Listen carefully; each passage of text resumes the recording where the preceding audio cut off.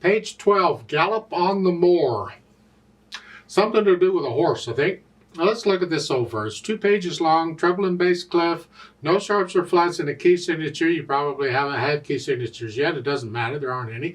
4/4 time signatures, and we got a lot of quarter notes going on.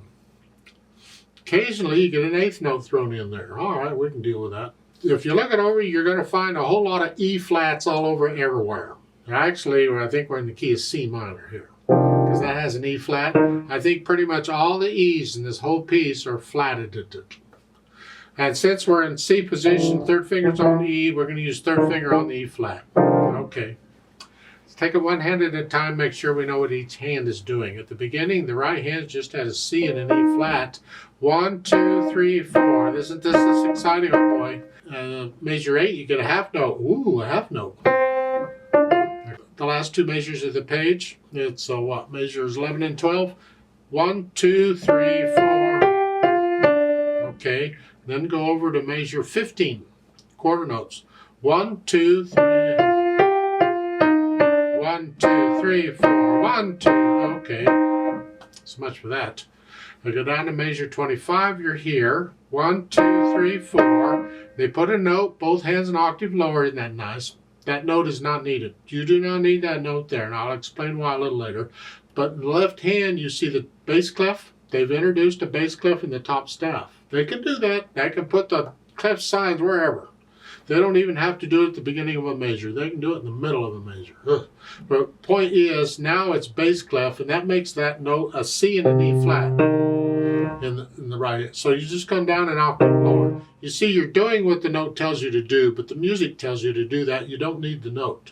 So you're coming down here anyway. 1, 2, 3, 4. And you're actually staying here because the bass clef is staying. The last 2 measures, that's still bass clef. You're down here. Left hand. Well, the left hand gets the gallop part. I think 1, 2. I'm just rotating here back and forth. Measure 3, it's 1, 2, 3, 4, 1 and 2. And again, we get to use the awkward fingers. Good.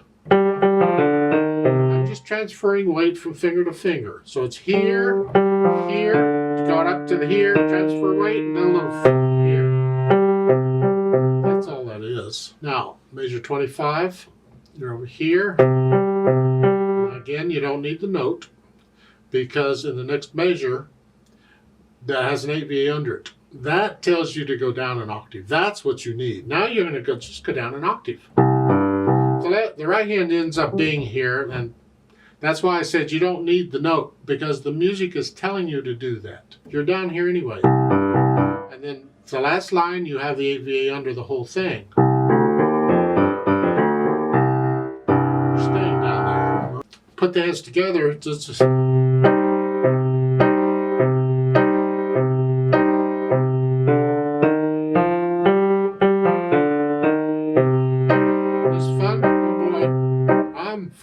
measure 9. 3, 4. That's pretty much the piece. When you get to measure 27, when you're going down, the left hand's going down because of the 8VA under the staff. The right hand's going down because you get a bass clef, and here, you're down here. You're staying down here. Once you've worked out the hands together and you get rid of the hesitations, then we can think about the articulation. These staccatos, I'm going to make them light, and I'm going to flex at the wrist, sort of. You see, in the left hand, the bottom note of each of the C's has an accent. It's going to bring it up a little bit. It's just, we want the C's louder than a. We want 1, 2, 3, 4. So we want the C louder than the chord. And then measure 3, you connect it. And now you don't get accents anymore. I don't know why, but you don't. Well, the natural accents will do it for you. 1, 2, 3, 4. 1, 2, 3, 4. Then connect. There's an accent. Oh, goody. Measure 9 accents, or staccato. You put in the staccatos and stuff, and then we'll think about the dynamics. MF, mezzo forte at the beginning. It's going to be both hands. There's no melody here. And the accented notes are going to be loud. So, and on that, because it's louder, I tend to use an arm.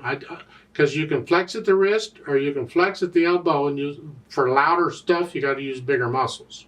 So, I tend to use the arm and then just the wrist for the other one. So bum, bum, bum, bum. I'm here and then here, here and then here. You can use wrist for all of it if you want to. It's just with loud, I need more muscle. And when I do that, I flex the wrist. Don't stiffen up and play with this. Don't hit it. Relax the wrist. Staccato. And then measure 3, you're moderately loud. You're going to go up to loud and back down. See the matching hairpins? Yeah, you go up to the G here and then go down. Back down to moderately loud, no accents. Then go up again. So you can do loud on the quarter notes. This is measure 8. And then very loud. Here. And then measure 9, suddenly you're soft. Until measure 17 when you've gone up to moderately loud. Well, isn't that nice? Because they give you that long hairpin starting at measure 13 to gradually get louder to crescendo. You have to plan this out or you'll be at moderately loud by measure 14. You'll be there way too soon. So in this case, we can pretty much do it like a measure or so at a time. So in measure 13, I'm soft. I'm staying soft here, a little louder, a little louder. Now a little louder, and now I'm moderately loud. With the accented note, it makes it loud, like you were at the beginning. And then on measure 19, there's no accent, you're moderately loud here. See, we didn't go down, although you could come down a little bit, and it gives you more room to go. But don't come down to soft here. This isn't soft. You want to be on the loud side, but just... You could do the moderately loud without the accent. That's fine. Because the moderately loud with an accent makes it a loud note. And we want to go up to loud. So you come down. Back down to moderately loud. Without the accent. Then go back. Like we did before.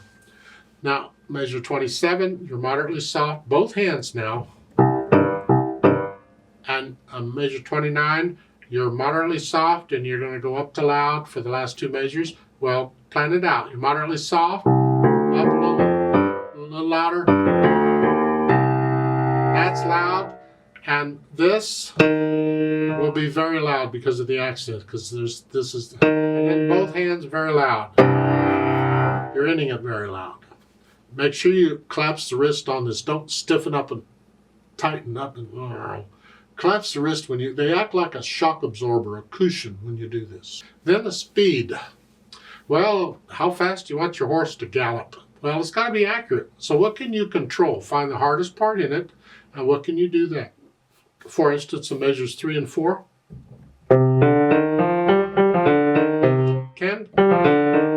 How fast can you play that accurately? Under control. And that's how fast your horse is going to gallop. Yeah.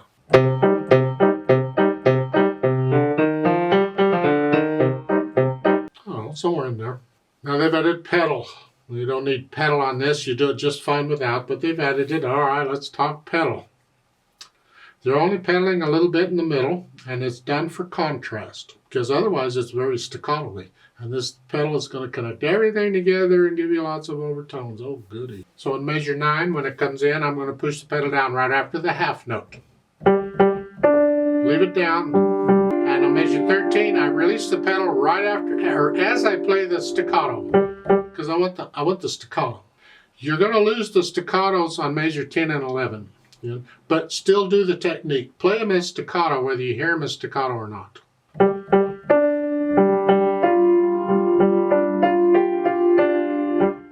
Right there, and then measure 13, same thing.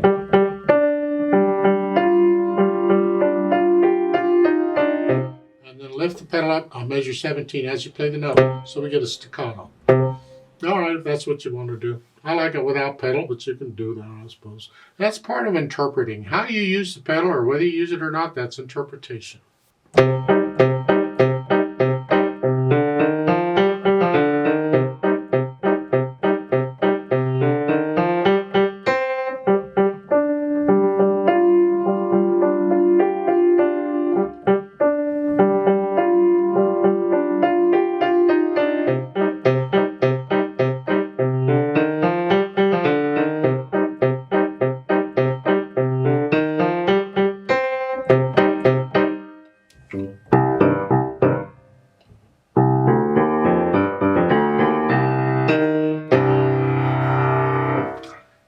Now, in my opinion, if you want, because the ending is so loud, you could pedal that.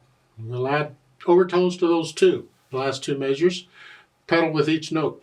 Here, pedal it with it, pedal it, change it with it, and then change it for the last one. And then lift it up together. You could put the pedal on those too. I see nothing wrong with that. And one of the uses for using pedal is to give the louder notes and longer notes color.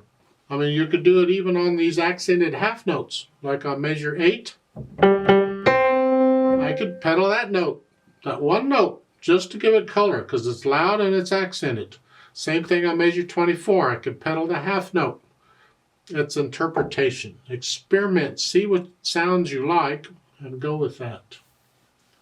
Let's play this together very slowly and double check all the notes and rhythms and everything. I'm not going to do any dynamics. I will go ahead and pedal it like they're showing, but I'm also going to pedal these other notes like I suggested. Like the half notes, and at the end, the last two measures, I'm going to pedal each of those notes separately. There. Yeah. So I'll give us 4 counts. So let's play it together slowly. 1, 2, ready, go.